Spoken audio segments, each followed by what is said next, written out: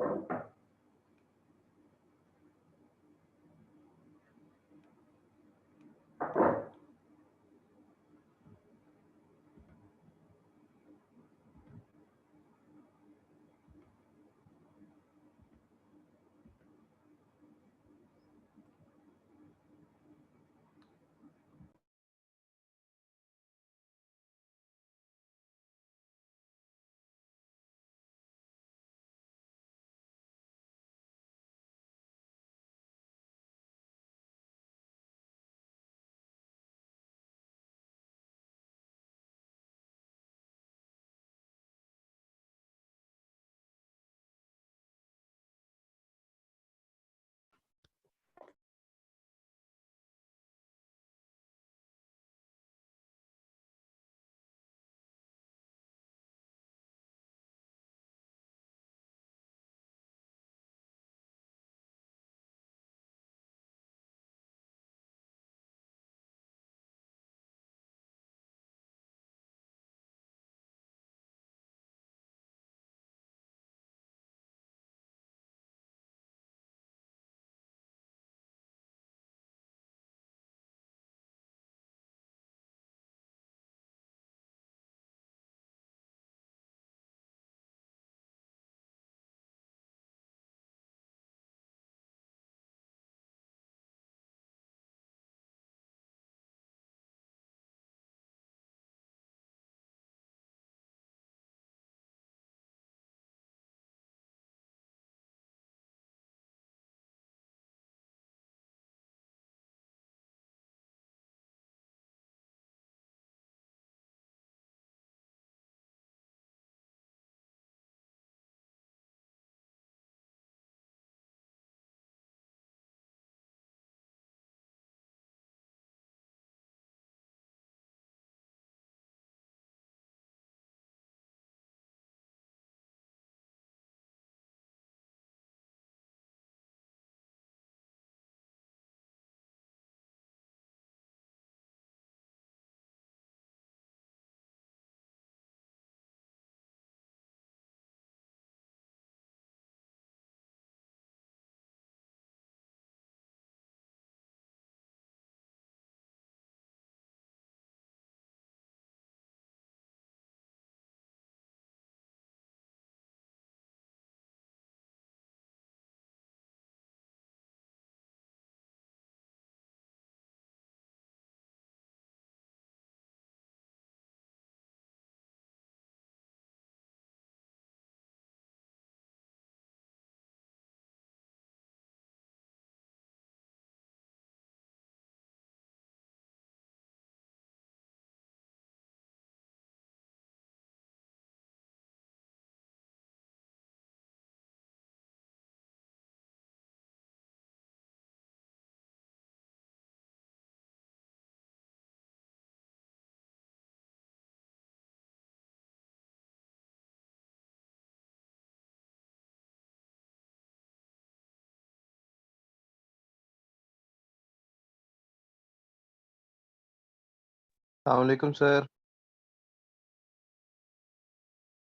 वालेकुम अस्सलाम।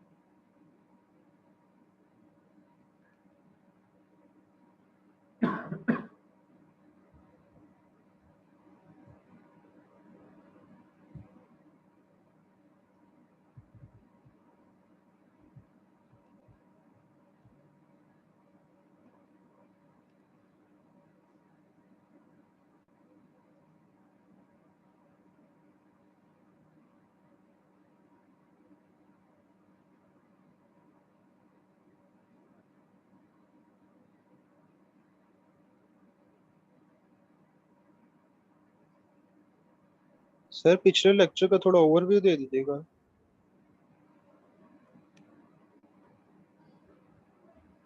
हाँ जी, पूछें, क्या पूछना है?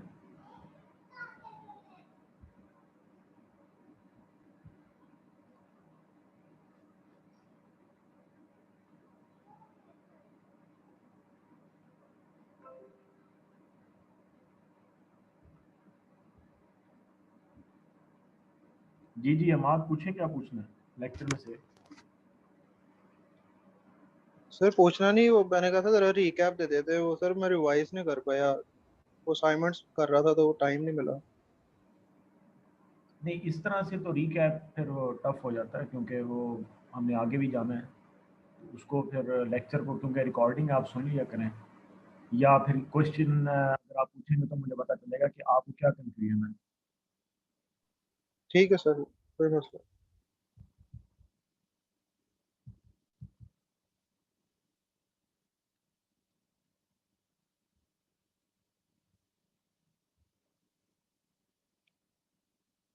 हम लोग जो थ्योरी में कर रहे हैं ना, वो we have already practised in the lab. तो जो बल्कि ये एक बहुत ही एज पॉइंट है आप लोगों को, कई सेशंस में ऐसे नहीं हो सका जो आपके सीनियर्स थे। और जो लैब इवन मैंने भी की है अपने वक्त में, वो बहुत ही आउट ऑफ द वे यानी वो होती थी। उसमें प्रोटेक्शन में भी मैट लैब यूज करवाया करते थे। और मतलब उसमें कोई रिले की जो टिपिंग वगैरह होती थी, वो कोई इतनी खास उसकी सेटिंग्स नहीं हुआ करती थी, या इस तरह से ई टैप होता था। बट बहरहाल यूज करवाने पे है इन शॉर्ट। तो इस वक्त आपका जो मोड जा रहा है वो ये है चैप्टर नंबर 4 का, खास तौर से क्योंकि ई टैब में इसकी इम्प्लीमेंटेशन जो है वो बहुत अच्छे से हो जाती है।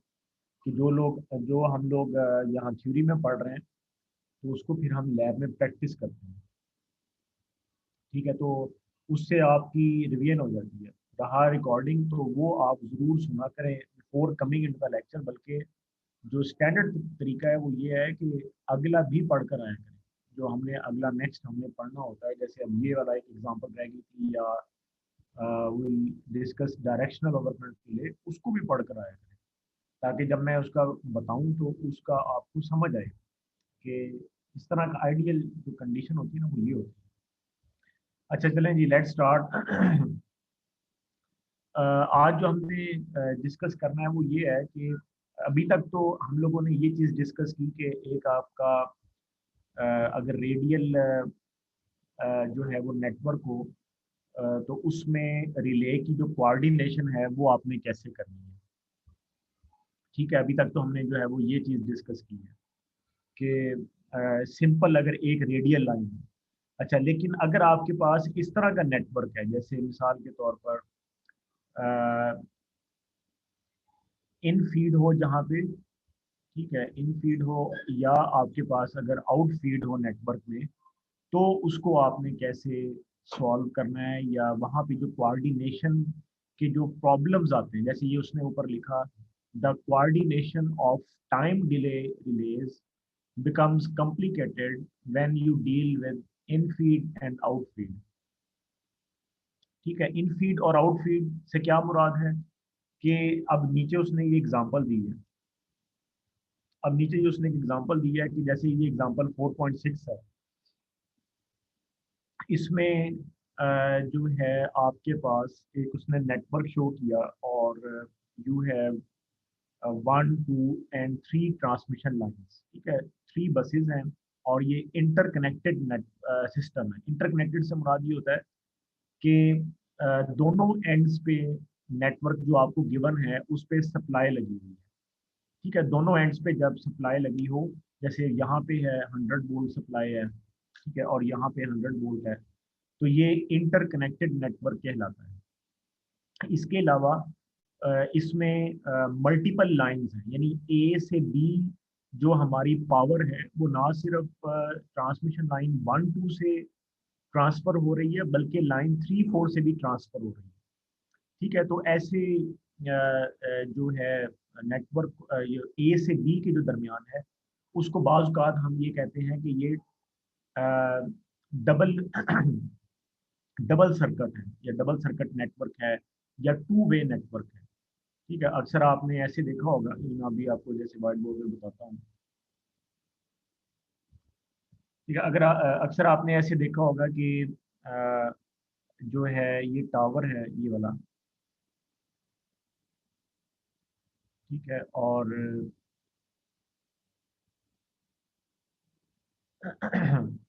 इसके इसके एक साइड पे इस तरह से इंसुलेटर जो स्प्रिंग है उसके साथ आपका जो है वो इस तरह से ये जा रहा होता है। ये एक 3 फेज सिस्टम है, ठीक है, 3 फेज सिस्टम। 3 फेज मतलब रेड, येलो और ब्लू, ठीक है। और ये वाला जो टावर है, ये जो मैंने आपके सामने बनाया है, ये खास यही टावर होता है जिसकी दोनों साइड्स फिर हम यूज कर लेते हैं, ठीक है। इसकी जो दूसरी साइड है उस पे भी आपने इंसुलेटर स्ट्रिंग एक हैंग की हुई है, और यहाँ पे आपने चले 4 हैं तो यहाँ भी 4 शो कर देते हैं। और यहाँ भी एक आपका 3 फेज सिस्टम जा रहा है, ठीक है, 3 फेज सिस्टम। ऐसे नेटवर्क को या ऐसे नेटवर्क को, नहीं ये नेटवर्क ही है, इसको हम बोलते हैं ये आपका ट्रांसमिशन नेटवर्क है, ठीक है, ट्रांसमिशन नेटवर्क। ऐसे ट्रांसमिशन नेटवर्क को हम कहते हैं 2 वे, मतलब इसके कई नाम हैं, 2 वे या डबल सर्किट ये भी हम कहते हैं।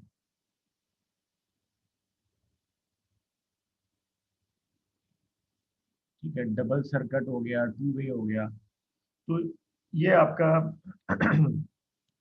जो है ना, यानी आप यूं कह सकते हैं कि इस एंड पे अगर मैं इस यानी ये ट्रांसमिशन है, अगर मैं अब ये इसको यहाँ पर बनाऊं, ये ऐसे है, ऐसे।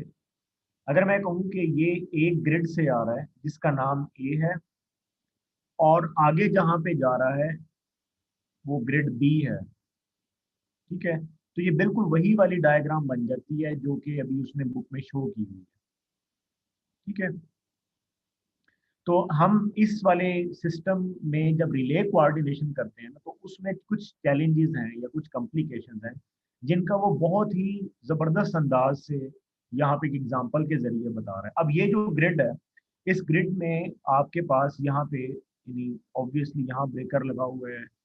जहाँ जहाँ उसने ब्रेकर शो किए हैं, इसका मतलब ये होता है कि वहाँ पे पूरा प्रोटेक्शन इक्विपमेंट लगा हुआ है। जाहिर बात है, ये वाला जो ग्रिड है, जो ए ग्रिड है, तो जब भी लाइन यहाँ से आउट हो रही है आपके पास, ठीक है, मतलब ट्रांसमिशन नेटवर्क आपका आगे प्रोसीड हो रहा है टुवर्ड्स बी, तो वो वाया प्रोटेक्शन हो रहा है, ठीक है। तो सिर्फ उसने ब्रेकर शो किए यहाँ पे, जैसे 1 2 में भी और 3 4 उसने नाम दिया। तो ये 1 ब्रेकर से मुराद आपको ये लेनी चाहिए कि यहाँ पर पूरा प्रोटेक्शन सिस्टम लगाया हुआ है, रिले, सीटी, पीटी और या सीसीबी, जो भी रिले और ब्रेकर सारा यहाँ 2 पे भी ऐसे ही है, फिर 3 पे भी ऐसे ही है, 4 पे भी ऐसे ही, ठीक है। वो यही नहीं, बल्कि आगे जाके, अच्छा अब पीछे ए के पीछे उसने एक फीड शो की है।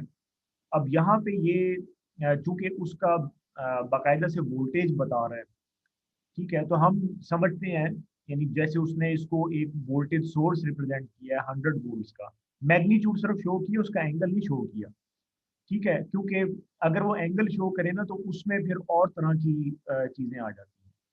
तो यहाँ भी उसने एक फीड शो की है। मे बी एक और बस है, बी से आप कह लें, बी से सी के दरमियान और यहाँ पे। तो अब ये पूरा एक नेटवर्क बन गया जिसमें 100 वोल्ट से लेके आप 100 वोल्ट तक, अगर हम इस नेटवर्क को नाम दें, यानी मैं ये बात कर रहा हूँ कि एक एक साइड के एक पॉइंट का जो 100 वोल्ट है और जो दूसरा 100 वोल्ट है यहाँ पे, ऐसा जो नेटवर्क होता है इसको हम कहते हैं इंटरकनेक्टेड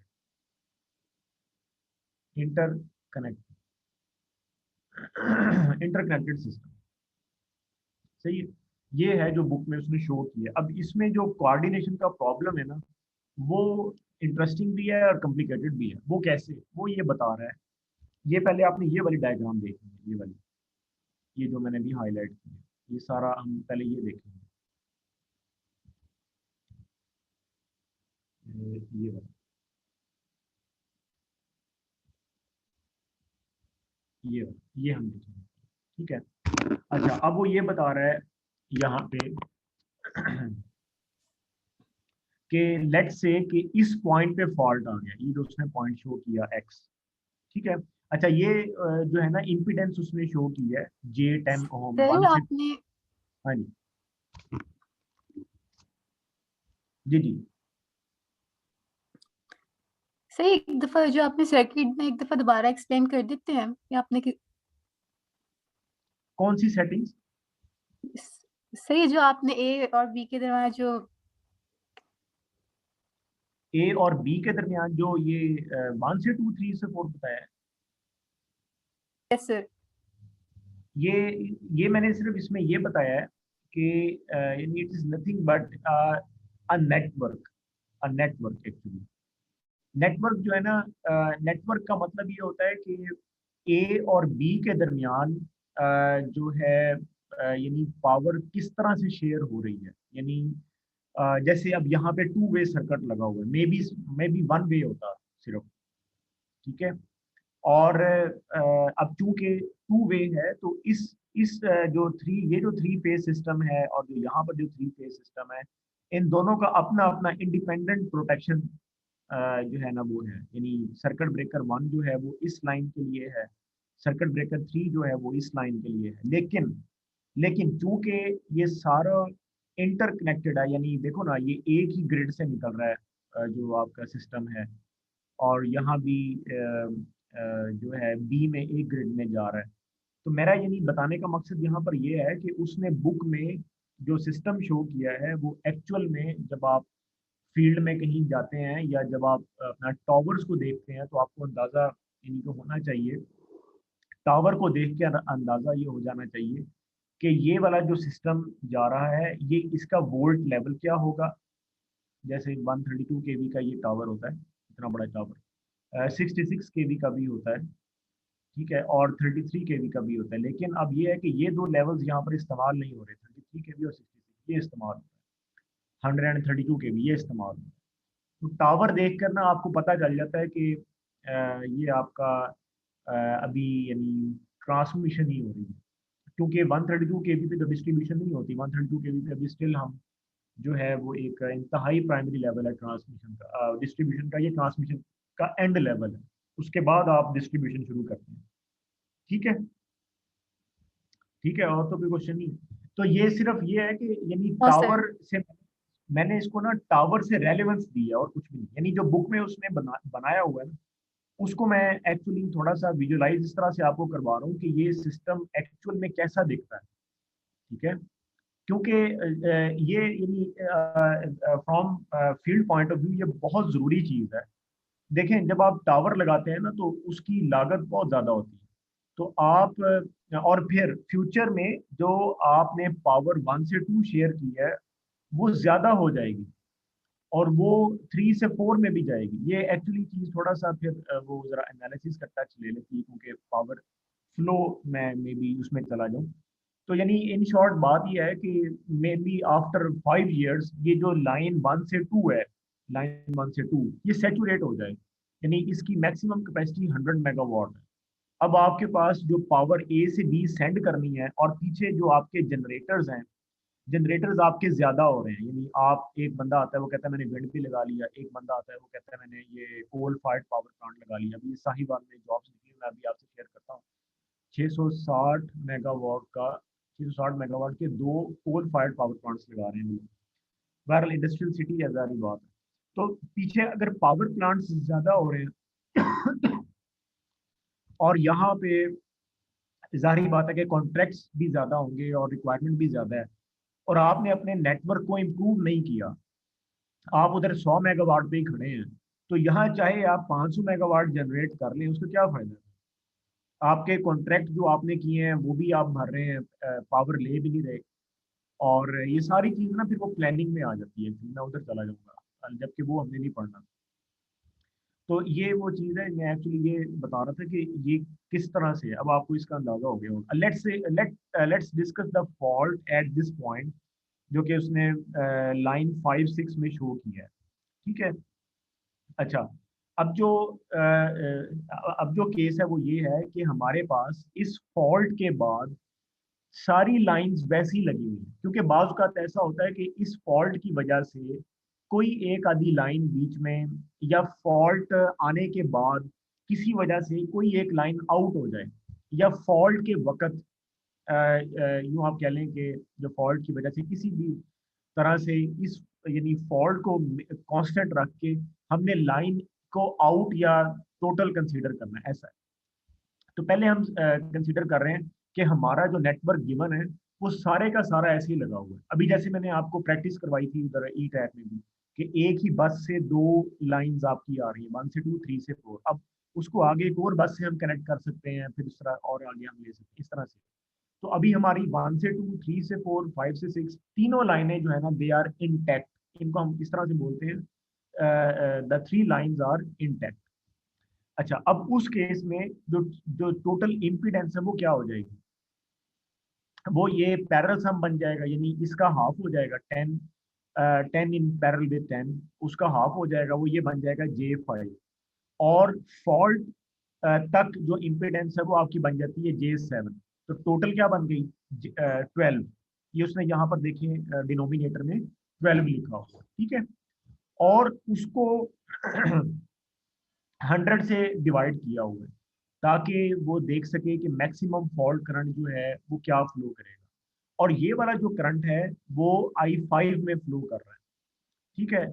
और I1 में, I5 में मतलब जो रिले आपकी पॉइंट नंबर 5 पे लगी हुई है। यानी अब हम बार बार ये कहेंगे कि चलिए ये ग्रिड बी पे ये रिले है और ये इस तरह से, तो हम उसकी नंबरिंग कर लेते हैं। ग्रिड बी जो है वो एक आप यूं कह लें कि इंटरकनेक्टेड ग्रिड है, जिसमें आपको 2 फीड्स भी मिल रही हैं और एक फीड आउट भी जा रही है, ठीक है। इस तरह का ग्रिड है। तो ये 2, 4 और 5 ये सारा कुछ बी से रिलेटेड है, 1 और 3 ये ए से रिलेटेड है, 6 जो है ये सी से रिलेटेड है।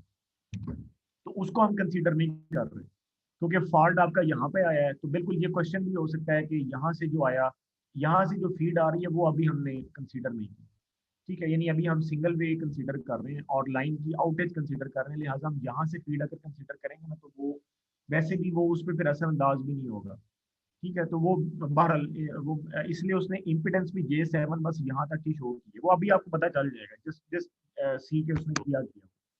तो 100 को 12 से तकसीम किया तो आपके पास क्या आ गया 8.33 एम्पेयर। जस्ट एन एग्जांपल, आपको पता है 8.33 एम्पेयर जो है वो इतना करंट तो फ्लो नहीं करता, और यहाँ पर उसने लिया भी 100 वोल्ट है, हालांकि 100 वोल्ट कहाँ होते हैं, ठीक है। तो इवन हमारे घर में 100 वोल्ट नहीं आ रहे।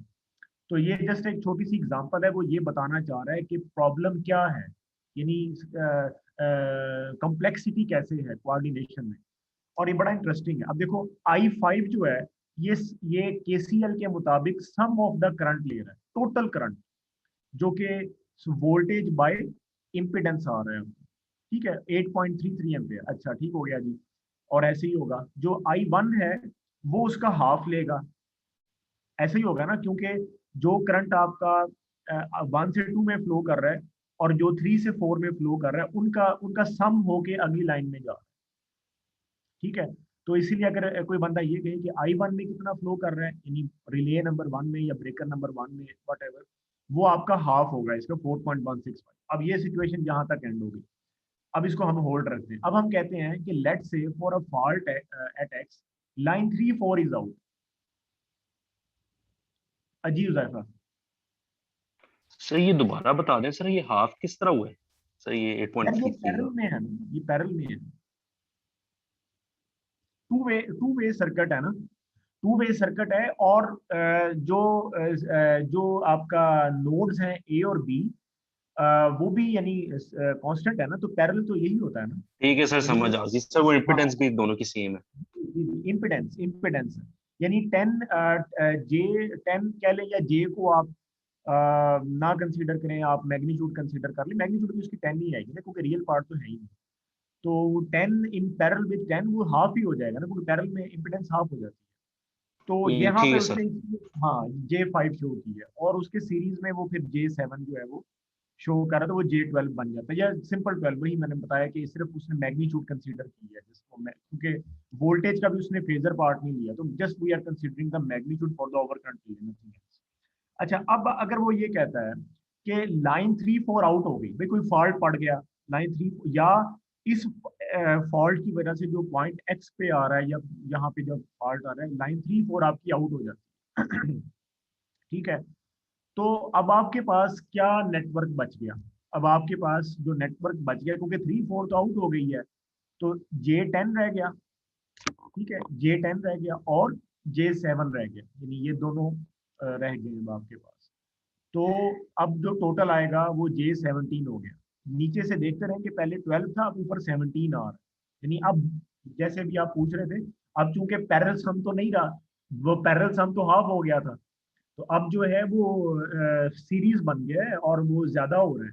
पहले कहाँ 12 और कहाँ 17, बड़ा फर्क है। बड़ा फर्क क्यों है वो आपने देख ही लिया है कि ई टैप में जब हम वो इम्पिडेंस लगा रहे थे Z1 या Z2, और जाहिर बात है उसकी जो पावर कैपेसिटी है वो MVA में होती है ना, पावर कैपेसिटी जो है इम्पिडेंस की, तो जाहिर बात है कि उसकी छोटी सी वैल्यू भी बहुत बड़ी चेंज लेकर आती है। मतलब ये आपको वो ई टैप से मैंने उस वक्त एक्सप्लेन किया था, और वैल्यूज से भी मैंने आपको दिखाया था कि मैंने छोटी छोटी वैल्यूज रखी और फिर भी फॉल्ट करंट किस कदर कम हो जाता है, क्योंकि उसकी MVA कैपेसिटी बहुत ज्यादा है ना, ये बात है। अच्छा, तो अब जो करंट आया वो आ गया 5.88 I5 में, यानी I5 जो है उसमें 5.88 आ गया, और I1 में जो है वो भी 5.88 गया, क्योंकि ये सीरीज बन रहा है। ठीक है, it's just a series connection, क्योंकि 3-4 आउट हो गया। अच्छा, अब आपने इसको नीचे वाले से कंपेयर करना है, बस और कुछ नहीं, आपको खुद ही कम्प्लेक्सिटी पता चल जाएगी। यानी मैं अब क्या कह रहा हूँ, लेट्स से जब आप ई टैप में ये कर रहे हैं, और हम करेंगे इसको इंशाल्लाह एक दफ़ा, हम इसको देखेंगे कि अगर लेट्स से अगर हमें हमारे पास इस तरह का प्रॉब्लम आ गया तो क्या होगा। अब हम अगर इसको ई टैप में कर रहे हैं, आपके अभी जहन में इस तरह की बात नहीं है कि अगर लाइन 3-4 आउट हो जाए, ठीक है, तो आपने पिकअप सेटिंग जो है ना वो कर ली है।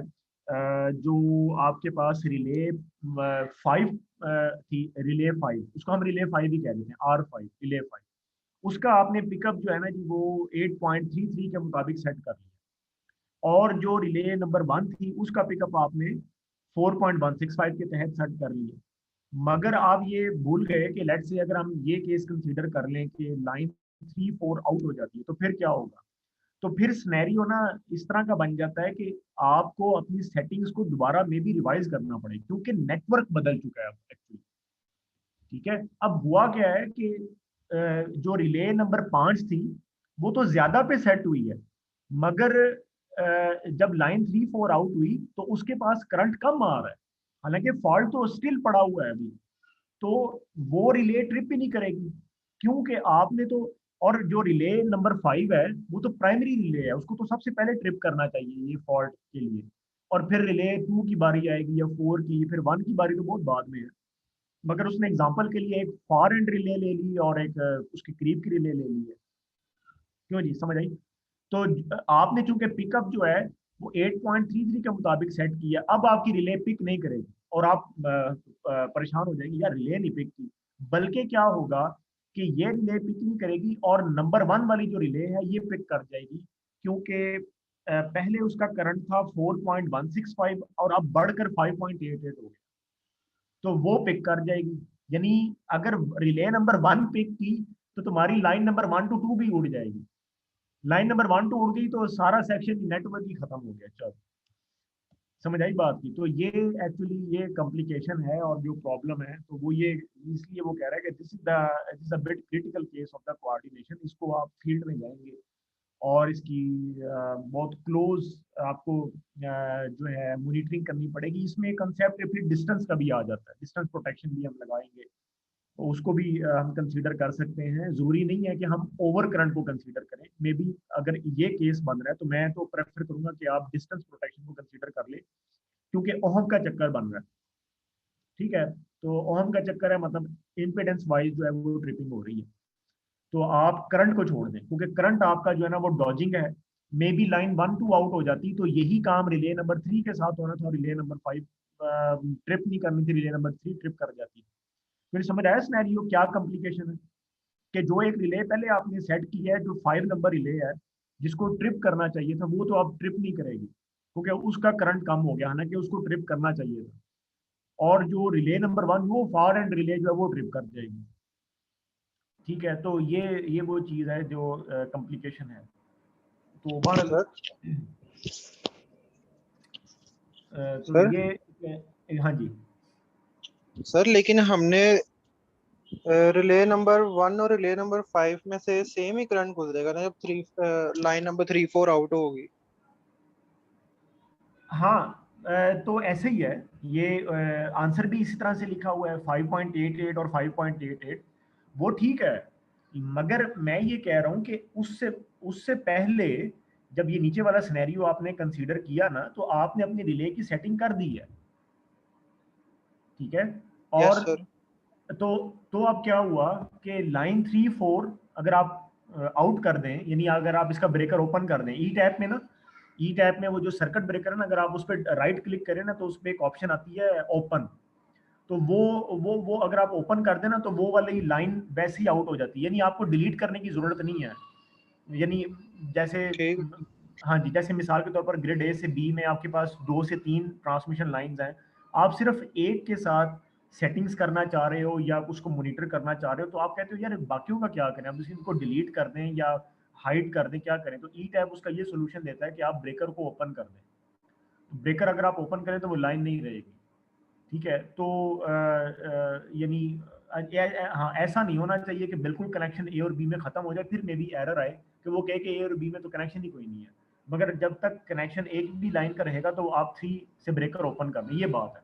अब बात ये है कि रिले आपने सेट कर दी, जो रिले नंबर 5 है उसको आपने सेट किया 8.33 के मुताबिक, क्योंकि आपने ये देखा कि यार मेरा जो करंट है वो प्राइमरी पे, रिले की प्राइमरी पे 8.33 एम्पेयर आ रहा है, तो आपने पिकअप उसके मुताबिक सेट कर दी है। मगर जब लाइन 3 4 आउट होती है तो यानी जिस तरह नहीं कहते कि अब case number 1, case number 2, case number 3, अब ये केस बन गया है अलग से कि जब लाइन 3 4 लेट से अगर आउट होती है तो वो केस क्या बन रहा है कि आपका जो करंट पहले ज्यादा आ रहा था रिले 5 पे वो कम हो चुका है, तो रिले पिक नहीं करेगी कभी भी।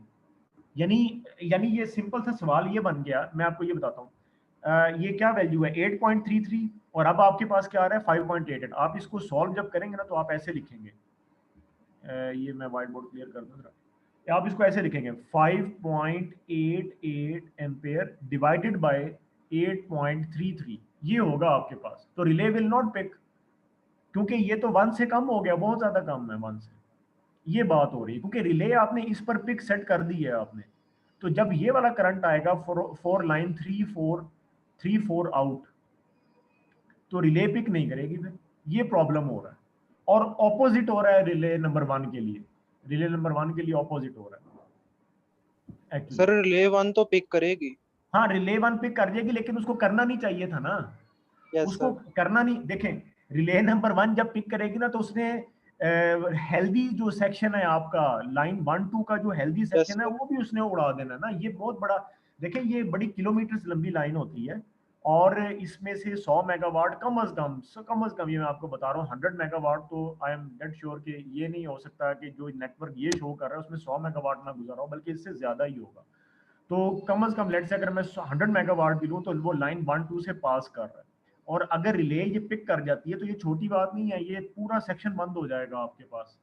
तो यहाँ भी आप कहें कि आप ये मे भी कहें कि चलो फॉल्ट तो क्लियर, नहीं नहीं नहीं भाई, जो फॉल्टी जो 3 4 थी वो तो आउट हुई किसी वजह से, लेट से कि वो मेंटेनेंस कर रहे हो ग्रिड ए पे या ग्रिड बी पे, ब्रेकर नंबर 3 या 4 की मेंटेनेंस जारी है, इस वजह से लाइन 3 4 का आउट लिया उन्होंने, लेकिन लाइन 1 2 को आउट नहीं होना चाहिए, इसका वो इन्वेस्टिगेशन होगी बकायदा, यानी ये नहीं हो सकता कि वो आउट हो जाए और आप बैठे, नहीं नहीं, वो पूछेंगे बकायदा कि ये क्यों आउट हुआ है।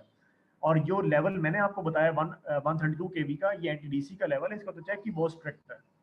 मैं I was on the grid और वो एक लाइन का उन्होंने आउट लेना था जो पीछे उनको शेखोपुरा से आ रही थी, और वो ग्रिड की मेंटेनेंस थी जो उन्होंने करनी थी, तो वो इस्लामाबाद टेलीफोन करके उन्होंने उसका इजाजत ली थी कि हमने ये आउट लेना है, हमें आधे घंटे का आउट चाहिए, और वो कह रहे थे कि यानी उन्होंने कंफर्म किया था कि आधे घंटे से ज़्यादा टाइम नहीं लगना चाहिए, और उन्होंने कहा था जी सब कुछ रेडी है, एवरीथिंग इज रेडी, हमने सब कुछ खोल कर रखा हुआ है, क्योंकि पीछे से फीड आ रही थी ना, उसको बंद करके वो आगे सेफली काम होता है ना, तो वो जो पीछे फीड थी वो उन्होंने बंद की है, या उसको टेलीफोन करके इंफॉर्मेशन देकर बंद किया है, उसके बाद उन्होंने काम किया और आधे घंटे में वापस किया उन्होंने सर्किट जो है।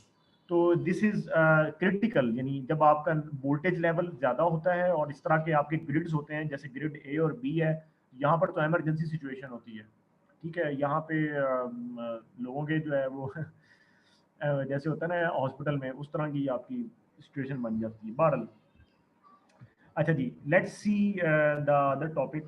वो ये टॉपिक हमारा ना खत्म हो गया है। अच्छा, अब जो ये वाला जो टॉपिक है ये है डायरेक्शनल करंट का, directional over current relay. Directional relay जो है ये इसलिए इम्पोर्टेंट है, यानी डायरेक्टली अगर मैं आपको बताऊं, क्योंकि इसको जब तक हम सर्किट से देखेंगे नहीं, तो मैंने इसको ज़रा इसलिए जूम आउट किया ताकि टॉपिक भी ऊपर रहे, चलो ये नीचे से सर्किट भी आपको नज़र आता रहे। कि जब आपके पास लूप सर्किट होता है ना, तो उसमें जो डायरेक्शनल की जो इम्पोर्टेंस है ना, वो बहुत ज़्यादा बढ़ जाती है, ठीक है। यानी कि मिसाल के तौर पर अभी जैसे उसने ये बताया कि अगर वो यहाँ का ब्रेकर ओपन कर दे, लेट्स से मैं अभी इसको थोड़ा सा ज़रा एक्सपेंड करके आपको बताता हूँ। लेट्स से ये मैं अभी आपको ओवरव्यू दे रहा हूँ, फिर पूरी इसकी एग्जांपल है, यानी ये इसने नीचे एग्जांपल कोड की हुई है, एग्जांपल 4.8, और उसके तहत फिर हम इसको पढ़ेंगे, ठीक है। अच्छा, अब वो ये बता रहा है कि जब तक तो आप इसको ओपन रखते हैं, लेट्स से, ठीक है, ये पॉइंट एक्स उसने रिप्रेजेंट किया, तो ये रेडियल लाइन है, ये बिल्कुल ऐसे ही है जैसे हमने ई टाइप में प्रैक्टिस की है। ये इंडिपेंडेंट रेडियल लाइन है, ये इंडिपेंडेंट रेडियल लाइन है। और आपने देखा कि कोई भी फॉल्ट अगर एक रेडियल लाइन में पड़ता है तो दूसरी रेडियल लाइन मुतासर नहीं होती उससे, ये हमने बाकायदा देख लिया, ठीक है। अच्छा, अब वो ये कह रहा है कि लेट से अगर हम इस सिचुएशन तब बनती है कि अगर हम इन दोनों को आपस में कनेक्ट कर दें, और कनेक्ट हमें ना करना पड़ता है, एक्चुअली बात ये है। उसकी रीज़न ये है कि जो आपका रिंग मेन है ना, वो आप बाज़ का बनाते हैं और फिर आगे आप फीड देते हैं, यानी कई इसकी रीज़न है। मे बी यहाँ पे आप सेक्शनलाइजिंग कर रहे हो बस की, और इस तरह से लोड शेयर कर रहे हो, तो ये वो चीज़ है कि आपको ना ये लूप बाज़ बनाना पड़ता है, ठीक है, रेडियल लूप आपको बनाना पड़ता है। अच्छा, इसकी सिचुएशन फील्ड में क्या है वो मैं ज़रा फिर एक्सप्लेन करूँगा, यानी इसको हम विजुलाइज कैसे कर सकते हैं। मगर दिस हैपन्स कि आपको बाज़ दो रेडियल लाइंस का लूप बनाना पड़ता है। अब जब आपने लूप बना दिया तो वो दो फॉल्ट्स कंसीडर कर रहा है, एक F1 और एक F2। अच्छा चलो, दोनों ही हाईलाइट हो गए, एक F1 और दूसरा F2। वो कह रहा है अगर F1 पे फॉल्ट आएगा तो जाहिर बात है करंट का फीड जो है ना वो आपको नीचे से भी आएगा, ठीक है। और अगर F2 पे फॉल्ट आएगा तो जाहिर बात है फॉल्ट बेशक इधर आया और फीड आपको ऊपर से भी आ रहा होगा, ठीक है। तो वही चीज़ है वो जो हमने ई टैप में देखा था, जहां मैंने आपसे कहा था कि मोटर का कंट्रीब्यूशन खत्म कर दें। ये वो चीज़ है, अगर आप इसको आसानी से समझना चाह रहे हैं तो ये वो चीज़ है कि अगर आप लेट से मोटर का कंट्रीब्यूशन लेते हैं ना, तो वो देखें कि वो जो रिले की जो ट्रिपिंग है, जो हम पढ़ रहे हैं कि अब हो गई या नहीं हुई, वो अफेक्ट होती है। और वो जाहिर बात है होगी, क्योंकि अनवांटेडली कह लें या अनएक्सपेक्टेडली करंट आ गया, और वो आ सकता है क्योंकि मोटर लोड है और वो कंट्रीब्यूशन देता है फॉल्ट में अपना। इसी तरह अगर आप लूप बना देंगे और यहाँ F1 पे फॉल्ट होगा तो बी अवेयर, नीचे से करंट ऊपर आ सकता है। इसी तरह अगर आप F2 पे फॉल्ट कंसीडर करेंगे तो फॉल्ट करंट ऊपर से भी नीचे फीड होगा, जो पहले नहीं हो रहा था। तो अब इसके लिए जो है वो कहता है कि हम फिर डायरेक्शनल बना देते हैं अपनी रिले को। डायरेक्शनल का मतलब ये होता है कि मैं अभी आपको बोर्ड पे बताता हूँ। यानी इसका जो कंसेप्ट है ना डायरेक्शनल का, वो अगर आप बेसिक कंसेप्ट देखेंगे ना तो हम बिल्कुल स्ट्रेट जाएंगे कि हमारा ये प्रॉब्लम फौरन सॉल्व हो जाएगा, and that would be the end of the lecture. बस हमने आज डायरेक्शनल ही पढ़ना है। अच्छा, अब है डायरेक्शनल जो है, यानी आप एक रिले को डायरेक्शनल कब बनाते हैं और नॉन डायरेक्शनल क्या चीज़ है। सबसे पहले तो हम इसको देखते हैं, directional and non directional. Directional का मतलब ये होता है कि रिले जो है उसके पास दो वैल्यूज आ रही हैं, IF1, इसको आप कह लें फॉरवर्ड करंट, और IF2 यानी रिले के पास जो है वो दो वैल्यूज आ रही हैं। एक फॉरवर्ड वैल्यू आ रही है, F से मुराद ना फॉल्ट है, हम फॉल्ट करंट को ना IF लिखते हैं, ठीक है। तो रिले के पास दो फॉल्ट करंट्स आ रहे हैं, one is the forward fault current and one is the reverse fault current, और जो आपने उसकी पिकअप वैल्यू सेट की है, जो भी रिले की आपने जो पिकअप वैल्यू सेट की है, उन दोनों पे आपको पिकअप्स मिल रही हैं। यानी इधर भी रिले जो है वो यस पिक्ड हो रही है और इधर भी रिले यस पिक्ड हो रही है। इसको अलग कर लें, ये रिवर्स को अलग कर लें ताकि वो इसके साथ मिले ना। ठीक है, दोनों पे पिक हो रही है।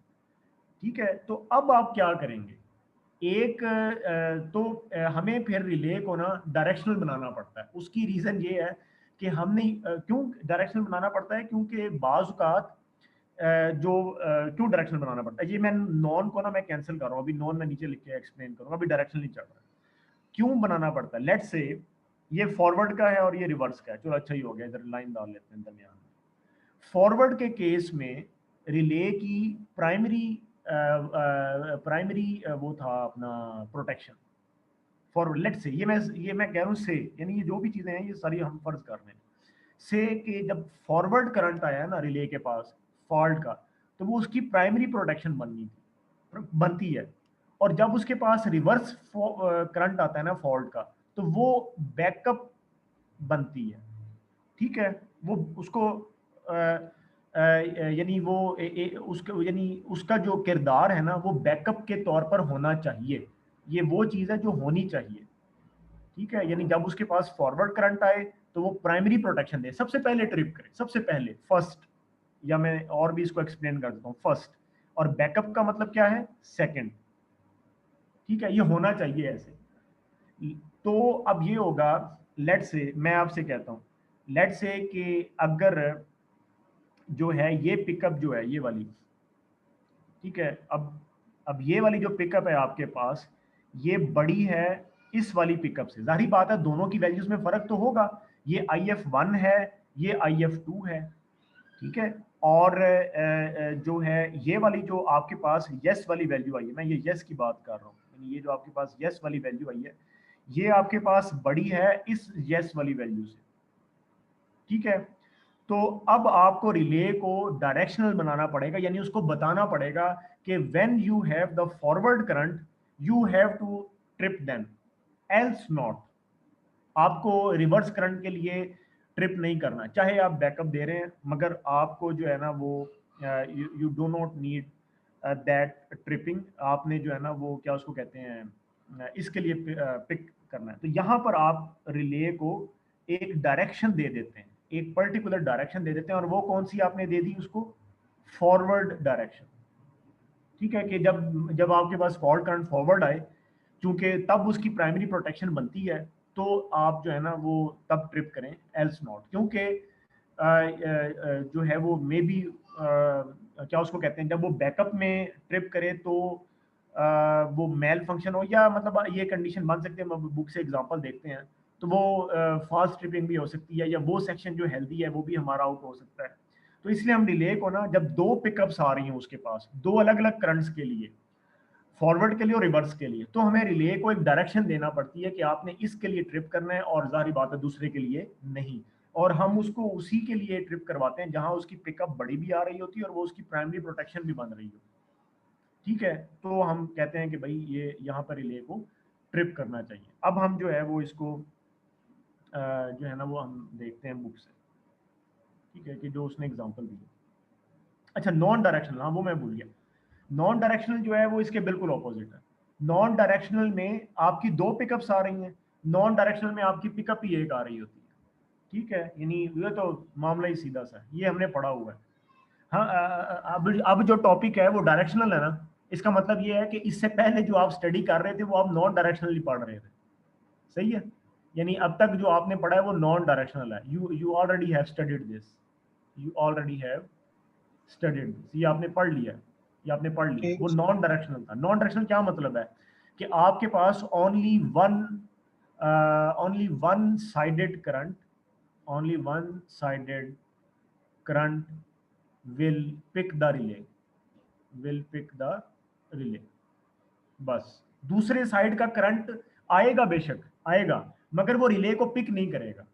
ठीक है, यानी ये भी मैं लिख देता हूँ, जो आपके पास सेकंड साइड का जो करंट है, second side current will come, ये नहीं है कि वो आएगा नहीं, क्योंकि लूप है, आएगा सही, second side current will come, आएगा जरूर, ठीक है, बट नो पिकअप, पिकअप नहीं होगी। तो आप उस रिले को छोड़ देते हैं, जैसे हमने छोड़ दिया, आपने ई टैप में देखा होगा, मैंने कहीं भी आपसे ये नहीं कहा कि यार इसको डायरेक्शनल बनाते हैं।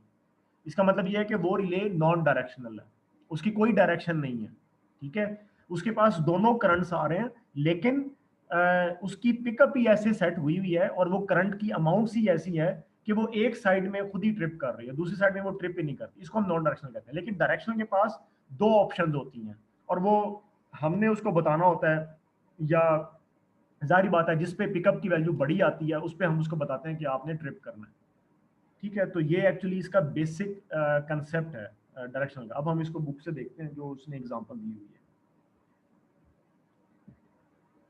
ठीक है। तो ये एग्जांपल है उसकी, ये वाली जो है। अब वो ये कह रहा है कि लेट से referring to the figure 4.12 with the switch X closed, assume that the current through 4, अच्छा पहले वो उसको ना सिनेरियो को एक्सप्लेन कर रहा है, वो भी हम देख लेते हैं। तो ये वो यहाँ पर बता रहा है, जैसे ये मैंने अभी सारा एक्सप्लेन किया ना, वो यहाँ पर एक्सप्लेन कर रहा है कि as a radial system and this and that, ये जो है ना ये सारी वो एक्सप्लेनेशन, ठीक है। तो लेकिन वो ये कह रहा है कि ये हम डायरेक्शनल उस वक्त बनाते हैं, डायरेक्शनल बनाना ये एक बहुत ही स्मार्ट प्रोसीजर है कि रिले को आपने एक डायरेक्शन में ट्रिप करवा दिया।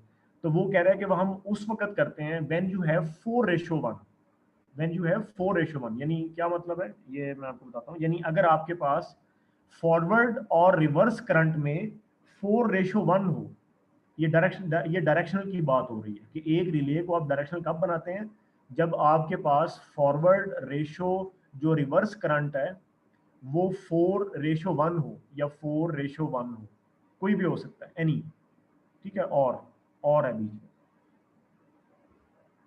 ठीक, दोनों में से कोई भी हो, मगर हो 4:1, तो हम रिले को डायरेक्शनल बनाते हैं, वरना हम उसको डायरेक्शनल नहीं बनाते,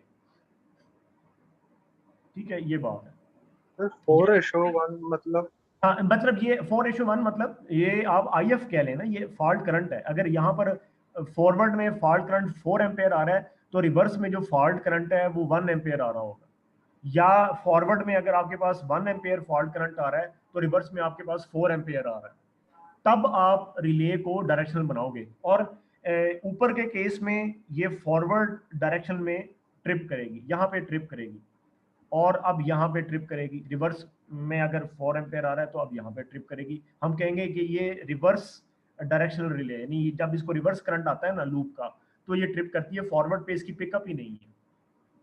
यानी ये ठीक है एक सर। एक्चुअली, हाँ, ये एक एक्चुअली ना क्लियर मार्जिन है जिसको हम दे रहे हैं for the sake of safety, clear margin for the sake of safety, कि अगर आपने रिले को डायरेक्शनल बनाना है तो वो सेफ हो। यानी आपको आप ये मेक श्योर करें कि वाकई रिले ऐसे ही ट्रिप करेगी और रिवर्स में नहीं करेगी। मतलब ये रेशो कम भी तो हो सकती थी ना, जहाँ 1:1 है, 1:4 है, ये डिफरेंस कम भी हो सकता था, 2 हो जाता या 3 हो जाता इस तरह से, मगर ये उसने ज्यादा बनाया है, ठीक है।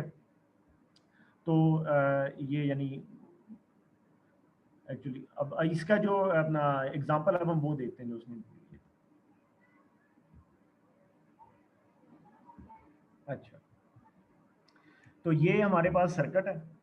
तो अब मैं इसको पहले आपको बता दूं। अब लेट से कि मैं ये फॉल्ट कंसीडर करता हूं, पहले एक फॉल्ट कंसीडर करते हैं F1, ये मैं फॉल्ट F1 कंसीडर कर रहा हूं, और लूप आपके पास अब क्लोज्ड है, ठीक है, लूप आप क्लोज कंसीडर करें। अच्छा, वो उसके साथ ही इसको हाईलाइट कर दे, चलो ठीक। I am considering the fault F1 while the loop is closed, ठीक है। या अभी लूप ओपन रख लें, लूप अभी ओपन है। तो जब फॉल्ट F1 पे आएगा तो क्या रिले 4 या 5 में कोई करंट जा रहा होगा? बिल्कुल नहीं जा नो रहा। सर। क्यों? क्योंकि आपका लूप जो है वो ओपन है, लूप आपका ओपन है, और फॉल्ट यहाँ तक आया है तो आगे करंट जाएगा ही नहीं, जैसे हमने ई टैप में देखा। अब अगर मैं इसको बंद कर दूं, लूप को बंद कर दूं, तो रिवर्स करंट फॉल्ट F1 की सूरत में रिवर्स करंट आपका 5 और 4 में से फ्लो कर रहेगा और F1 तक जाएगा, ठीक है। तो इसका मतलब ये है कि नज़र ये आ रहा है कि रिले 4 को फॉर द फॉल्ट F1 अगर उसका रिवर्स करंट फ्लो करता है तो प्राइमरी प्रोटेक्शन देनी चाहिए, ठीक है। और इसी तरह से अब मैंने अब F1 को डील कर लिया, अब मैं ये फॉल्ट कंसीडर करता हूँ F2, ठीक है, while the loop is closed. तो जब आपके पास सर ये फॉल्ट लास्ट ही जरा दोबारा बता दें।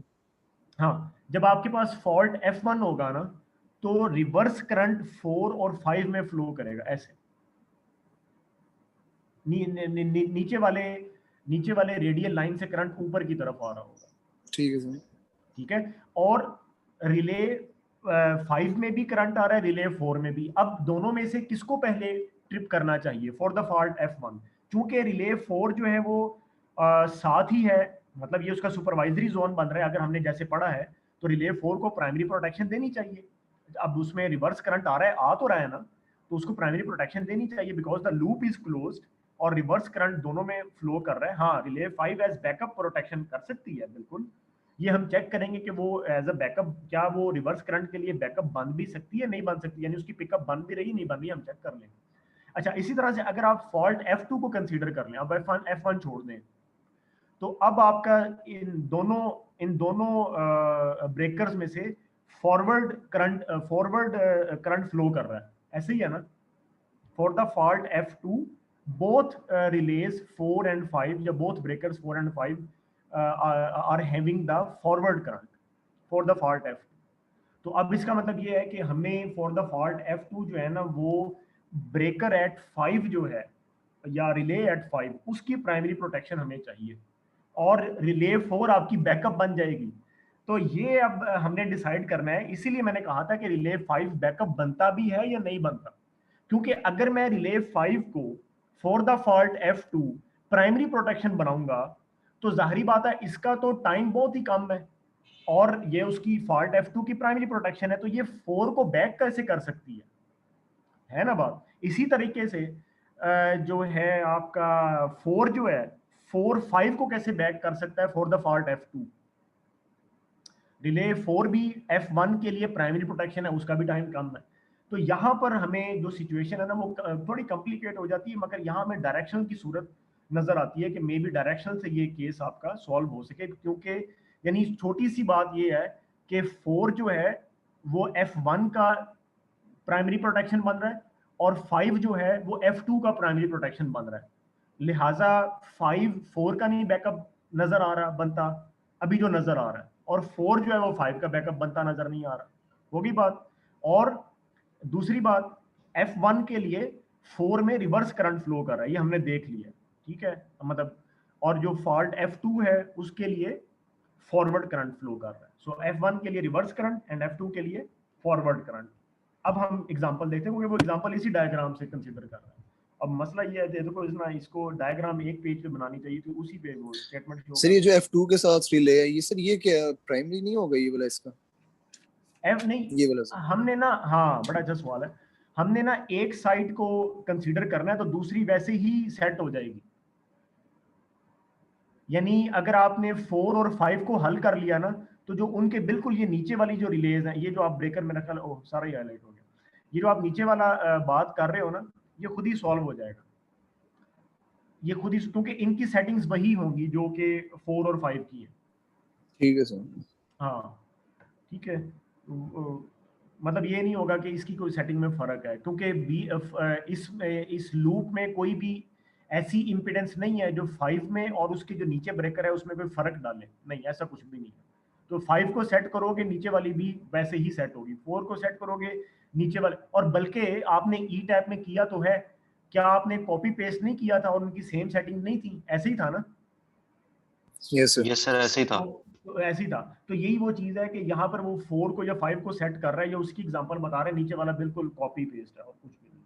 अच्छा, नाउ लेट्स सी, अब वो हमें कुछ वैल्यूज दे रहा है और कुछ भी नहीं, जो अभी हमने डिस्कस किया इसमें सिर्फ वो वैल्यूज पुट कर रहा है, और ये मतलब ये बहुत अच्छी बात है कि हमें वैल्यूज पुट करके एक चीज को और अच्छी तरीके से समझ आ जाती है। अब वो कहता है कि एक्स क्लोज्ड, एक्स मतलब जो आपका लूप वाला आइसोलेटर है वो क्लोज हो गया, अब लूप बन चुका है, यानी कि विद स्विच एक्स क्लोज मतलब लूप आपका बन चुका है। Now assume that the current through 4 and 5 for a fault F1। तो पहले हम फॉल्ट F1 कंसीडर करेंगे, ठीक है, और फॉल्ट F1 के लिए जो आपका करंट फ्लो कर रहा है वो आपका रिवर्स करंट फ्लो कर रहा है 4 और 5 में से, ये मैंने आपको पहले ही बताया। क्योंकि 4 और 5 में करंट नहीं फ्लो कर सकता जब तक कि रिवर्स करंट ना फ्लो करे, यानी फॉरवर्ड करंट की गुंजाइश ही नहीं है, क्योंकि फॉल्ट F1 पे है। ठीक है, so for the fault at F1 वो कह रहा है कि 100 एम्पेयर का रिवर्स करंट फ्लो करेगा 4 और 5 में से, और F2 जब फॉल्ट आएगा तो फॉर द फॉल्ट, अच्छा इसको हम 100 को भी हाईलाइट कर लें, तो for the fault F2 forward current flow कर रहा है 400 एम्पेयर का दोनों में से। अच्छा ठीक हो गया। आगे वो कहता है कि हम इसको सेट करते हैं। वो कहता है कि लेट से, अब ये नहीं वो एक्सप्लेन कर रहा है, क्योंकि ये जाहिरी बात है कि जो ये रिले की जो पिकअप सेटिंग है ना, इसको फिर हमें जो है सिटी की रेशो और वो सारा कुछ देख के सेट करना पड़ता है, ये आपको पता है, यू नो दैट। इसीलिए it is given also to you just for the sake of understanding, यानी या टू मेक इट शॉर्ट, वो कहता है कि लेट्स से कि मैंने रिले 4 की पिकअप जो है ना 25 एम्पियर पे सेट कर दी है। ठीक है, मैंने आपको बताया कि रिले की pickup it needs city, it needs full load current उसका डबल, और फिर उसके आसपास हमने पिकअप सेट करनी है दिस एंड दैट। तो जाहिर बात है कि उसके लिए हमें फिर से लंबा चौड़ा काम, तो वो छोटा काम करने और समझाने के लिए वो पिकअप खुद दे देता है ताकि हमें समझ आ जाए कि बात क्या है। तो रिले 4 की जो पिकअप है उसने 25 एम्पेयर दे दी है। अब रिले 4 में से एक 100 एम्पेयर फ्लो कर रहा है रिवर्स और एक 400, दोनों को अगर आप डिवाइड करें 100 डिवाइडेड बाय 25 तो आंसर आपके पास आ गया 4 टाइम्स द पिकअप। ये मैंने जूम आउट इसलिए किया हुआ है, ऊपर आपको फिगर भी साथ साथ नजर आ रही है। और अगर आप 400 के साथ करते हैं तो जाहिर बात है ये 16 टाइम्स द पिकअप बन जाता है। ठीक है, तो बड़ा कौन सा है इनमें से? 16 टाइम्स द पिकअप। अब देखो ना, रिले 4 टाइम्स द पिकअप पे भी पिक करेगी और 16 टाइम्स द पिकअप पे भी पिक करेगी, दोनों पे पिक कर सकती है। और 4 जो है ये आपके पास फॉर द फॉल्ट F1 जो है ये आपके पास जो है आपके पास ये फॉर रिवर्स करंट है, अच्छा for the fault at F1। और 16 टाइम्स द पिकअप जो है वो for the fault at F2 ये आपके पास फॉरवर्ड करंट है। ठीक है, तो वो ये कह रहा है कि this relay must therefore be directional to see the faults only in the direction from the breaker 4 to 5। ठीक है, यानी फ्रॉम द ब्रेकर, अच्छा फ्रॉम द ब्रेकर 3 to 4 यानी फॉरवर्ड डायरेक्शन में। अच्छा मे बी मैं इसका उलट कह गया हूँ, क्योंकि ये एग्जांपल में अब उसने जो वैल्यूज दी हैं तो उसके लिए अब आपके पास जो है अगर फॉरवर्ड करंट जो है वो आपका ज्यादा है, यानी इस वक्त फॉरवर्ड आपका ज्यादा आ रहा है 400 एम्पेयर का और रिवर्स आपका 100 एम्पेयर आ रहा है, तो जाहिर बात है जो पिकअप बड़ी होगी उसके लिए रिले पिक करेगी और हमें वो आपको बनाना पड़ेगा। So this relay must therefore be directional to see the faults only in the direction from the breaker 4 to the breaker 3. Sorry.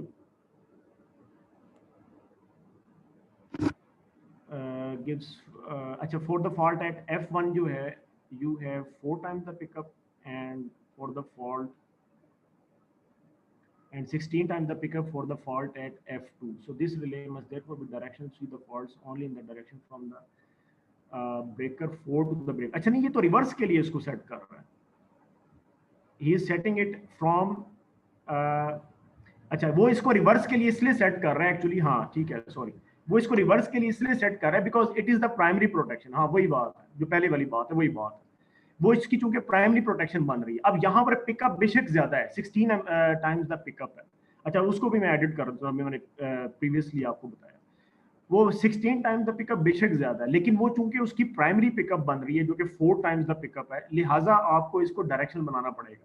यानी ऑप्शन आपके पास दोनों ही हैं लेकिन आपको इसको डायरेक्शनल बनाना है। ठीक है, तो आपको इसको जो प्राइमरी प्रोटेक्शन है वो आपको दे रहे हैं, सो फ्रॉम 4 to 3 ये यानी कि एक्ट करेगा। ठीक है, तो ये मैं आपको यहाँ पर बता देता हूँ जहाँ पर आई हैव एक्सप्लेन्ड। अच्छा अब जो सिनेरियो है वो ये है आपके पास कि यू हैव 3, ये ब्रेकर 3 है, ये आपके पास जो ब्रेकर है वो 4 है, तो ये ट्रिपिंग ले रहा है वो, और ये आपके पास फॉल्ट है। उसकी रीजन क्या है कि आपके पास ये इसकी प्राइमरी जोन बन रही है और ये जो फॉल्ट यहाँ पर आ रहा है F2 जो है ये आपके पास फॉल्ट F1 है। So for the fault F2 ये इसका बैकअप बनता है, यानी F2 की अगर हम बात करें तो 4 जो है वो एक तरह से बैकअप बन रहा है। तो वो बैकअप के लिए बेशक पिकअप ज्यादा है, मगर वो उसको थोड़े पे ही सेट कर रहा है फॉर द डायरेक्शनल। ठीक है, तो ये एक्चुअली फ्रॉम गुड प्रैक्टिस होता है। अगर वो उसको डायरेक्शनल बना रहा है तो वो चाह रहा है कि जो उसका सुपरवाइजरी जोन है, और होना भी ऐसे ही चाहिए, उसके लिए उसको प्राइमरी तौर पर एक्ट करना चाहिए। अब वो चाहे 4 टाइम्स द पिकअप है, समझ आ गई बात की। So when you have the two options, 16 times the pickup which is greater than the 4 times the pickup, अब यहाँ पर रिले सर्टेनली इसके लिए भी पिक करेगी, मगर यहाँ पर आपको इसको डायरेक्शन बनाना है, और वो यहाँ पर इसको इसके प्राइमरी जोन के लिए डायरेक्शन बना रहा है। अच्छा, एक और मैं आपको बात बता रहा हूँ। वो बात ये है कि जाहिर बात है कि अब यहाँ पर जो आपका जो करंट फॉरवर्ड में जा रहा है वो 16 टाइम्स द पिकअप दे रहा है, और जो रिवर्स में जा रहा है वो 4 टाइम्स द पिकअप दे रहा है।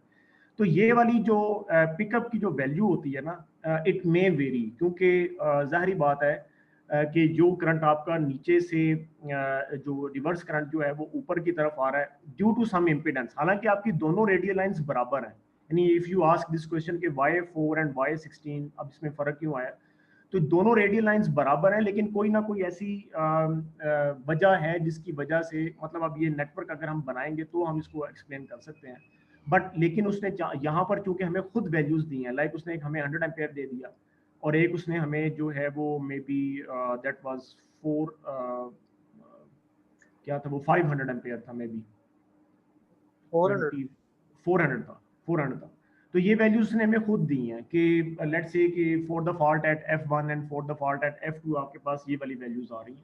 ये वाली वैल्यूज जो हैं ये उसकी अपनी वैल्यूज हैं। ठीक है, फॉर द फॉल्ट अगर हम F2 बात करें तो हालांकि वो फार एंड फॉल्ट है, ठीक है, तो बिफोर एंड फॉल्ट तो ज्यादा होना चाहिए। लेट्स से अगर मैं कहता हूँ तो 400 एम्पेयर को हम इधर भी ले सकते हैं, और 100 एम्पेयर को हम यहाँ भी ले सकते हैं। समझ आ रही बात?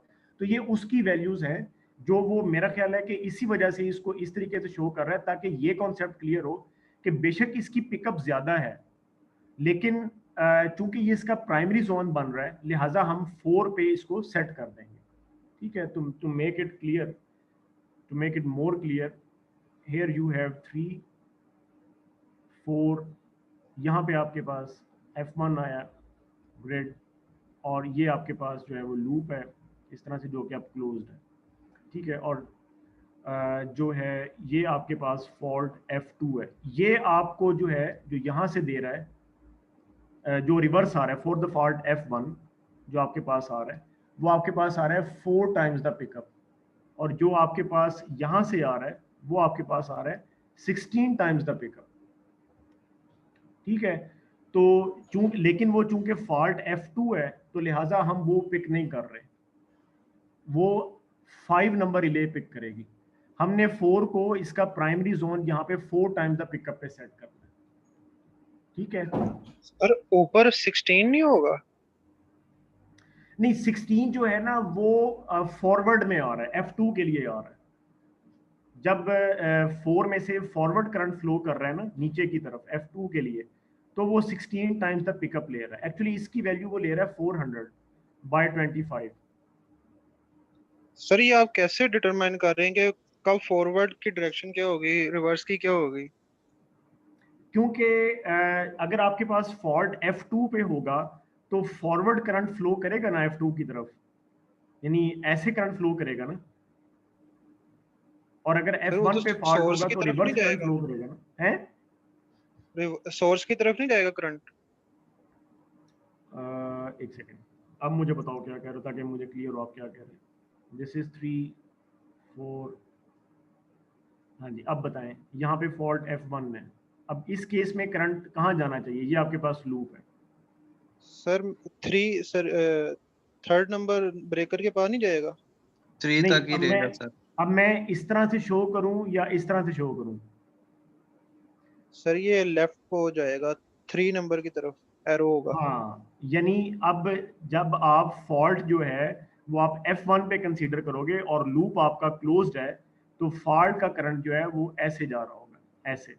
ये वाला जो फॉल्ट का जो करंट है जो यहाँ पे जा रहा है, इसको वो ले रहा है 4 times the pickup. See from the book again में गलत ना हो जाए एग्जांपल पे, एक सेकेंड। तो इसको वो ले रहा है for the fault at F1 it is 100 ampere, जी बिल्कुल ऐसे ही। और for the fault F2 it is 400 ampere. ठीक है, तो इसीलिए जो रिवर्स करंट फ्लो करेगा वो आपके पास 4 टाइम्स द पिकअप बन रहा है। ठीक है, और जो आपके पास फॉरवर्ड करंट फ्लो कर रहा है वो आपके पास 16 टाइम्स द पिकअप फ्लो कर रहा है। समझ आई?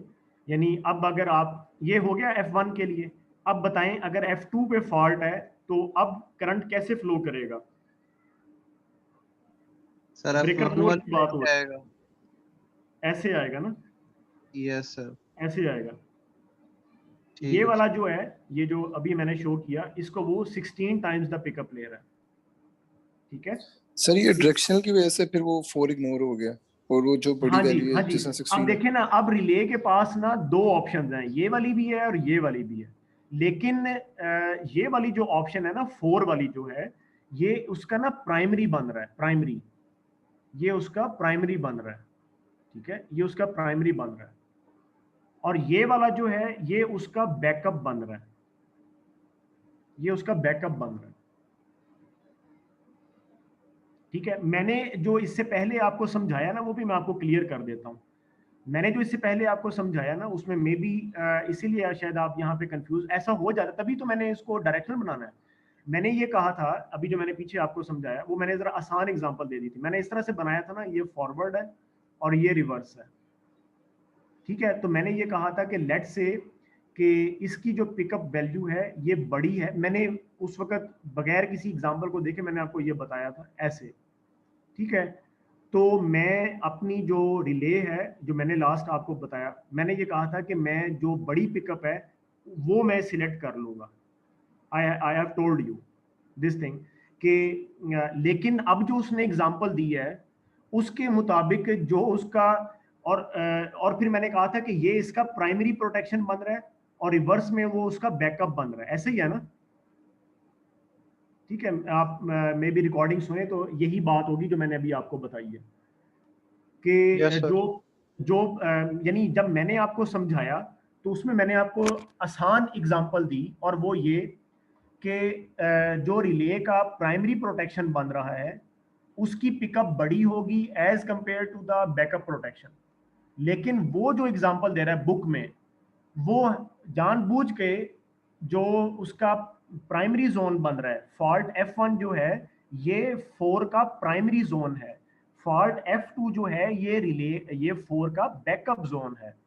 तो वो जानबूझ के ऑपोजिट वैल्यूज कर रहा है, वो प्राइमरी जोन के लिए वैल्यू 4 ले रहा है और बैकअप के लिए वैल्यू 16 ले रहा है, ताकि इस बात को समझा जा सके कि आपने बड़ी वैल्यू की तरफ नहीं जाना, बल्कि आप जोन देखें कि वो उसके जोन में आ रहा है, लिहाजा आप इसको कहेंगे कि इस जिस डायरेक्शन में 4 पिकअप मिल रही है उस डायरेक्शन में आप जो है यानी रिवर्स डायरेक्शन आप इसको डायरेक्शनल बना देंगे, यानी अब आपकी जो रिले है वो रिवर्स डायरेक्शनल रिले बन चुकी है, रिले 4 जो है।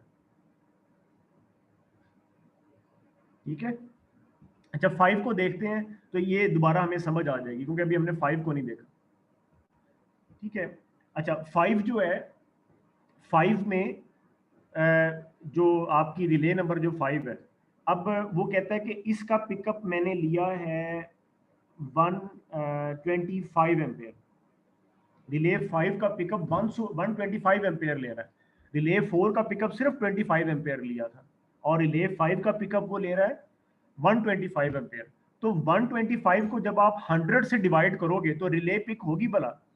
रिले तो पिक ही नहीं होगी। इसका मतलब ये है कि जब फॉल्ट F1 आ रहा है तो 5 में से रिवर्स करंट जा रहा है, तो रिले पिक नहीं हो रही। इसका मतलब ये है कि वाकई में वो उसका बैकअप भी बन रहा था। For the fault F1 relay at 5 was a backup protection. ठीक है, तो वैसे भी उसका पिकअप नहीं हो रहा, बहुत अच्छी बात है, एक तो बैकअप है और दूसरा पिक भी नहीं हो रही क्योंकि उसमें 100 एम्पेयर था। अच्छा, मगर जब फॉल्ट F2 की बात करते हैं तो उसका करंट है 400 एम्पेयर। ठीक है, तो अब ये देखें ना कि ये क्यों उसने 100 और 400 लिया है और वो पहले केस में हमारे पास ये ऑपोजिट वैल्यूज आ गई हैं। अब आपको समझ आ रही होगी क्योंकि उसने फॉल्ट अपना रिले 5 भी तो समझाना है ना। मेरी बात समझ आ रही है? तो ये वो जस्टिफिकेशन है जो मैंने आपको पहले समझाया कि अगर प्राइमरी जोन है तो जाहिर बात है उसकी पिकअप ज्यादा बन रही होगी। ठीक है, ये उसकी जस्टिफिकेशन है एक्चुअली। तो वो ये अब बता रहे, बहरहाल वो छोड़े, वो ये बता रहा है कि अब आपके पास 400 बाय 125 करें तो इसका आंसर आता है 3.2। इसका मतलब ये है कि रिले 5 को वाकई में प्राइमरी प्रोटेक्शन देनी चाहिए F2 को, और वही हो रहा है। तो इसका मतलब ये है कि मुझे रिले 5 को बैकअप नहीं बनाना, डायरेक्शनल नहीं बनाना चाहिए।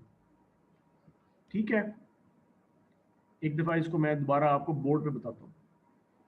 देखें, अब मैं सिर्फ रिले 5 बनाऊंगा। ये मेरे पास रिले 5 है। अब इसके पास एक फॉल्ट ये है और एक फॉल्ट इसके पास ये है। ठीक है, F1 के लिए, जब F1 होता है, F1 के लिए आपका फॉल्ट करंट ऐसे फ्लो करता है, F1। ठीक है, ये मैंने दोबारा यहां पर लिख दिया F1।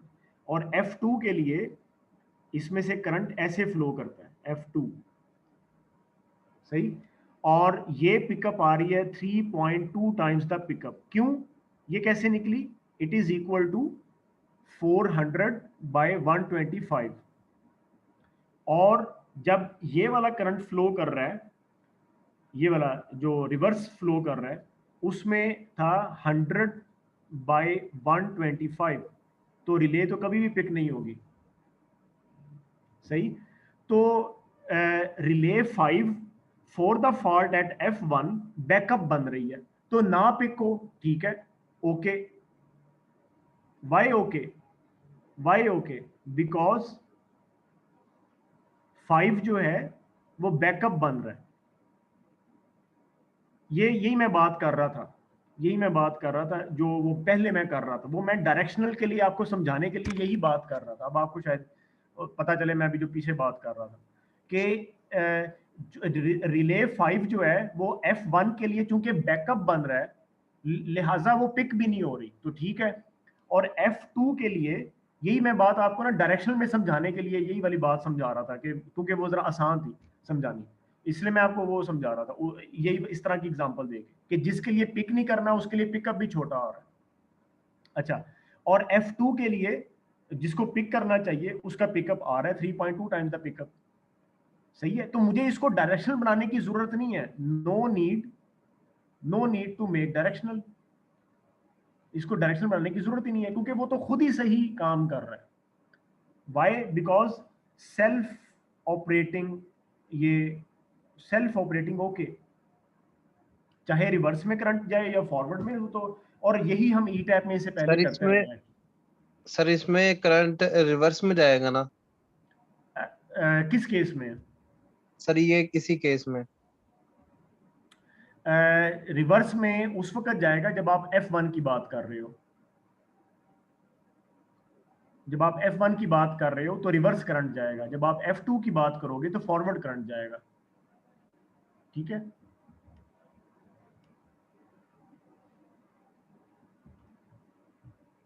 सर ये बैकअप और प्राइमरी का इसका एक दफा बता दें। इसको ना जो है मैं आपको बताता हूँ। इसको ना ये देखो, सर, ये बड़ी कंफ्यूजन हो रही है इसमें। नहीं हो रही ना कंफ्यूजन, नहीं हो रही है, कंफ्यूजन नहीं होती। अभी मैं आपको यहाँ पर ना ऐसे बताता हूँ। ये देखो, F1 जो है ना, F1, इसके लिए करंट ने रिवर्स में जाना है, बस ये बात याद रखो। और F2 के लिए करंट ने फॉरवर्ड में जाना है, बस ये बात याद रखो। अब मैं एरो नहीं बनाऊंगा, मे बी एरो से आपको मुश्किल पेश आ रही हो। ये मैंने यहाँ पर लिख दिया, बस अब ये रूल सबसे पहले याद रखना है। और ये रिवर्स और फॉरवर्ड किसके लिए लिखा है मैंने? ये मैंने किसके लिए लिखा है? 4 और 5 के लिए। ठीक है, 4 और 5 के लिए।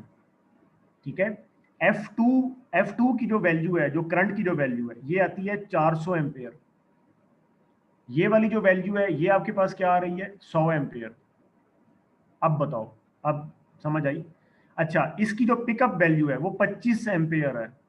25 एम्पेयर इसकी पिकअप है। इसकी जो पिकअप है वो 125 एम्पेयर है।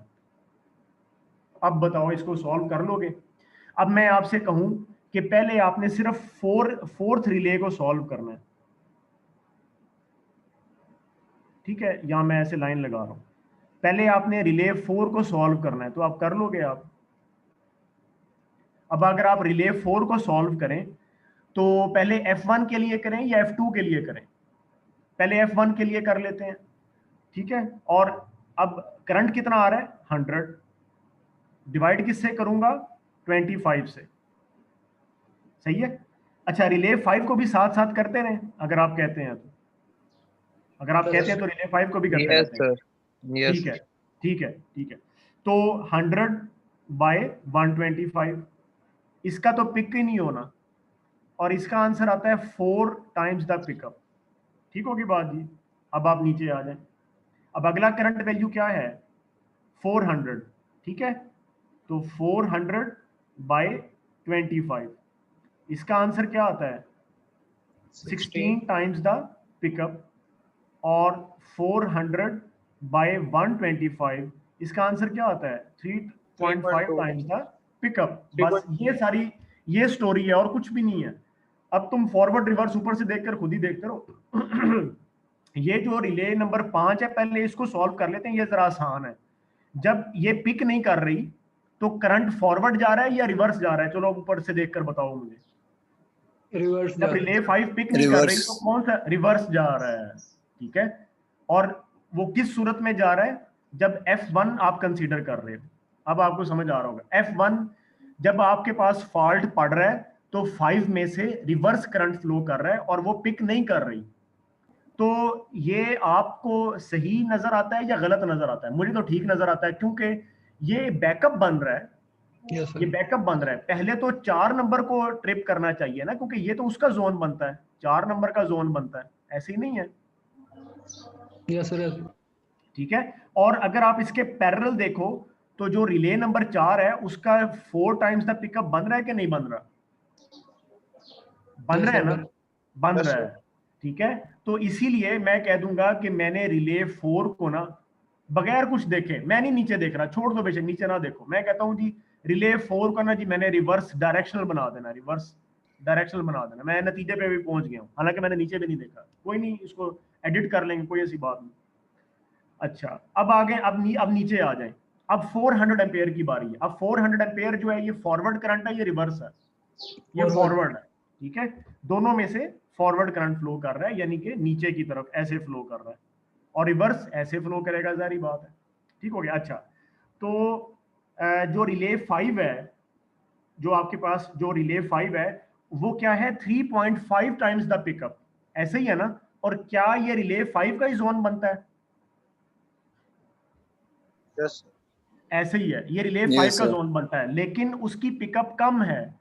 और जो रिले 4 है जो कि उसको बैक कर रही है, उसकी पिकअप ज्यादा है, ठीक है। तो अब आप रिले 4 को तो रिवर्स सेट कर चुके हो, रिले 4 को आप रिवर्स सेट कर चुके हो, इसीलिए अब ये ना लो, ठीक है। इसका मतलब ये है कि अब ये आएगी भी नहीं, इसको आप कंसीडर भी नहीं करोगे, क्योंकि रिले 4 में से ये फॉरवर्ड करंट फ्लो भी नहीं करना, क्योंकि आपने उसको रिवर्स सेट कर दिया था। और अब अगर आप सोचें कि यार ये हमने जल्दी नहीं करनी, तो बहुत अच्छी बात है, आप खुद ही डिसाइड कर लोगे, क्योंकि रिले 4 जो है, अच्छा जो एक सेकंड, जो रिले 5 है, for the fault at F2 relay 5 को ट्रिप करना चाहिए, पहले ये कंसेप्ट होना चाहिए। तो रिले 5 जो है उसके पास, बेचारे के पास सिर्फ 3.5 टाइम्स द पिकअप आ रहा है, और रिले 4 के पास आ रहा है 16 times the pickup for the same current. तो रिले 4 पहले ट्रिप कर जाएगी, जो कि बड़ी खराब बात है। हालांकि for the fault at F2 relay 4 तो बैकअप है, वो पहले कैसे ट्रिप कर सकती है, पहले तो 5 को ट्रिप करना था, सही है। इसीलिए आप रिले 4 को रोकेंगे, बचाएंगे कि यार फॉरवर्ड वर्किंग ना दे, ठीक है। ये आप नहीं चाहते, ये आप नहीं चाहते, क्योंकि अगर ये हो गया 16 टाइम्स द पिकअप पे रिले 4 ट्रिप कर गई, तो इसका मतलब ये है कि जो रिले 5 है वो तो उसको ये ओवर ब्रीच हो गई उसकी, यानी सिक्योरिटी ब्रीच हो गई, या बैकअप वाली पहले ट्रिप कर गई, ये आप नहीं चाहते। इसीलिए आपने रिले 4 को जो है वो क्या किया है, रिवर्स सेट कर दिया। यहाँ पर जैसे मैंने कहा कि आपने उसको 4 के लिए सेट कर दिया, ये आप नहीं चाहते, फॉरवर्ड वर्किंग नहीं चाहते आप उसकी, फॉरवर्ड वर्किंग नहीं चाहते, 400 एम्पेयर वाली फॉरवर्ड वर्किंग नहीं चाहते, वो आप सिर्फ चाहते हैं रिले नंबर 5 के लिए, और वो आपको मिल रही है, ठीक है। और इसी तरह रिले 5 जो है, अगर वो फॉल्ट F1 के लिए नहीं ट्रिप करती तो कोई बात नहीं, इसका मतलब ये है कि रिले 5 जो है वो नॉन डायरेक्शनल रिले है, जिसमें दोनों तरह से करंट आते रहे, वो जिस काम के लिए उसको ट्रिप करना चाहिए वो ट्रिप कर जाती है, तो मुझे इसकी डायरेक्शन कोई भी सेट करने की जरूरत है ही नहीं, या वो बाय डिफॉल्ट फॉरवर्ड डायरेक्शन में है। सही है? Yes sir. मेरी समझ आई बात? जी Yes, सर। sir. तो इसको एक दफ़ा हम ना जब ई टैप में इसको करेंगे, मैंने इसका सिमुलेशन बनाया है और वो बड़ा इंटरेस्टिंग है, और वो जब होगा ना तो वो आपको ये कंसेप्ट जो है ना वो मज़ीद आपको इंशाल्लाह समझ में आ जाएगा। ठीक है? वो जो मैं इससे पहले ये जो अभी मैंने मैं उसकी इसलिए बात कर रहा हूँ क्योंकि मे बी उससे जब आप रिकॉर्डिंग सुनो तो वो ना कंफ्यूज ना होना, क्योंकि मैंने जो बात की थी कि जिसका पिकअप बड़ा होगा, ठीक है, जिसका पिकअप बड़ा होगा आप उसको उस डायरेक्शन में सेट कर दो, वो सिर्फ समझाने की गर्ज से था। ठीक है, कि आपको ये बात पता चल जाए कि एक्चुअली जो डायरेक्शनल प्रॉपर्टी है रिले की, जो प्रॉपर्टी डायरेक्शनल है वो क्या है। लेकिन अब आपने देखा कि आपको जहाँ पे प्राइमरी प्रोटेक्शन चाहिए, अगर वो डायरेक्शन रिवर्स बनती है तो रिले डायरेक्शनल बनती है, अगर वो फॉरवर्ड डायरेक्शन है तो रिले को डायरेक्शनल बनाने की जरूरत ही नहीं है। मेरी बात समझ आ रही है? यानी रिले सिर्फ डायरेक्शनल बनती है रिवर्स डायरेक्शन में, ये इसका कंक्लूजन है। ठीक है, relay will become directional relay for only working in the reverse direction. अगर वो फॉरवर्ड डायरेक्शन में पहले ही सही काम कर रही है, जैसे रिले नंबर 5 है, then no need to make it directional. ठीक है sir. ठीक है, ये बात है एक्चुअली।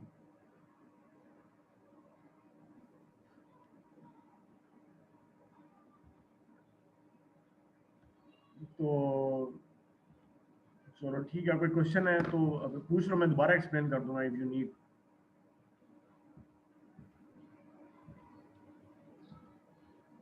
No sir. ये जो चैप्टर है ना ये हमारा यहाँ तक एंड हो गया, 4.8 एग्जाम्पल तक जो है ना इट इज एंडेड।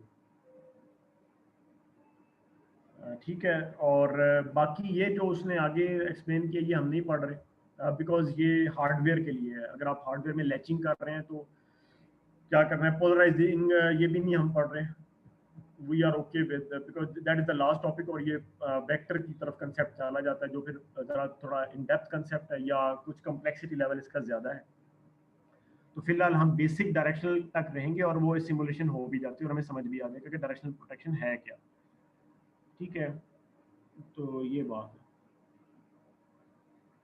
तो ये अब हम नेक्स्ट टाइम ना चैप्टर नंबर 5 स्टार्ट करेंगे, विच वुड बी द जो है आपके पास non pilot distance protection of the transmission lines. ठीक है, हाँ जी, कोई क्वेश्चन है? No sir. No sir. No ठीक सर। है, इसको मैं रिकॉर्डिंग रख दूंगा, इसको सुनो, ये आपको इंशाल्लाह समझ में आ जाएगा because I have try to explain. इसको एक दफ़ा इसको फौरी सुन लेना तो आपको फौरी समझ आ जाएगा, इसको लेट करोगे ना तो चीज़ समझ नहीं आती। ठीक है सर। ठीक है, तो चलो ठीक है फिर बाकी अटेंडेंस तो हो जाएगी। आज लोग कम आए हैं। अल्लाह हाफिज सर. ओके जी, अल्लाह हाफिज़। जी सर, आज वैसे ही बच्चे जरा कम है. अच्छा, घूमने फिरने गए हैं?